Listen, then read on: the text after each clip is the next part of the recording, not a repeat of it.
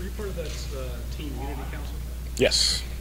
So was that the freshman Twitter ban your idea? Yes, it actually was. It was a couple of our ideas. Just thinking about some of the problems that we had last year, things that we could have avoided, and we said, you know what, people should be focused on football when they come into college, not about how many followers they get, how many times they can post something, and how many times people comment or like it.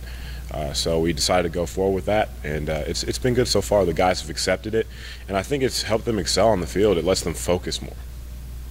Was there any blowback from them? You said they accepted it. Was it universal appreciation, or were they like, hey? We didn't give them an option. We didn't really give them an option to say they were upset, or an option to say that they weren't going to do it. I mean, it was either you do it the Georgia way, or you're not going to play football here, and they accepted that really quick. Did you guys explain it to them, or did Mark Rick? Oh no, the compliance did, and the coaches, and we kind of help enforce it, and just letting them know, hey, patience, you'll get your privileges back soon. What's the impact on Malcolm Mitchell's injury? How effective is it for? You know, the first thing it does is our core is extremely tight. We always spend time together. It's legitimately a brotherhood, and that really hurts emotionally on the outlook of what we do on the field per se. You know, we have a deep group with a lot of talented guys. It just makes younger guys step up. But we're hurting for Malcolm. We're hurting with him, and we're with him. We're walking with him through this process.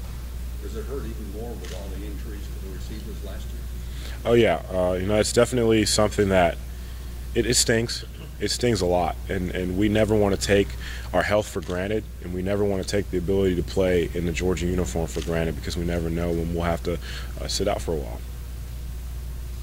At least it does seem like he's going to be back, you know, sometime this year. So I mean, I think that's good news. Don't you think? I mean, Yeah, I think at this point we look at every positive. You know, you can get to the point where you focus a lot on the negatives, but you have to look at the positives. And you know, at this point, Malcolm is a mature player. He's a mature person. He's grown a lot through all of these injuries, and knowing that he has the opportunity to come back at some point this year, that is a huge plus. What did you see in Brendan Langley and Shaquille Williams? I see two guys who are young, two guys that are a little bit raw, but they have the potential to do great things. And you know, potential means you just haven't done something yet. So they have all the ability in the world. Now it's time for them to cultivate that ability into making those plays. To add to that, Isaiah McKenzie, what did you see that? A lot of explosiveness. The guy is really good with the ball in his hands. Now we got to, you know, cultivate some of his rawness, and you know, teach him the fundamentals of how to run like a receiver, how to get open, how to, you know, make plays on the field, how to do things more than just be a great ball carrier. Is there much difference between Aaron Murray and Hudson Mason as you change quarterbacks? Well, you know, Hudson's, you know, in terms of Hudson's right there. You know, Hudson's taller, you know, but Hudson, he commands a little bit of a different type of leadership. Aaron has that leadership of the guy who's been here for four or 5 years, you know, and he's done it. He's done it all. Hudson's been here, and he's had to sit and he's had to watch a lot. And so that commands a different type of leadership. He has patience, he has experience, and he also knows what Georgia's all about, and people respect that. He loves Georgia, and there's no reason that he would have stayed if he didn't, and he loves his team. And so he commands a different type of respect. But on the field, you know, both guys are great quarterbacks.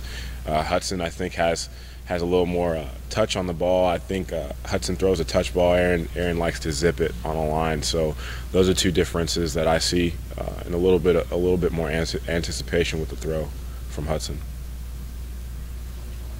Let's talk about some of the cornerbacks and defensive backs you went against in past skeleton. Well, you know, there's everybody that we had, you know, most of the guys we had last year going up against them, but then we also had some of the freshmen get in there. You know, Malcolm Parrish, Shaq Jones, those guys, some big bodies. Shadow. You know, I like Shadow. He's a big guy, but he can run extremely well. And you know, typically large corners can't do that. He's about my height. You know, he may weigh a little bit less, but he's about my size at corner in the field. That's something you don't see every day. He's a big corner. He can move well, and I think if he focuses on his game and on the way Georgia does things, he'll make some plays for us this year. But the DBs look good. I think that they're taking all of their coaching, and they're taking it in stride, taking the constructive criticism, but they're competing.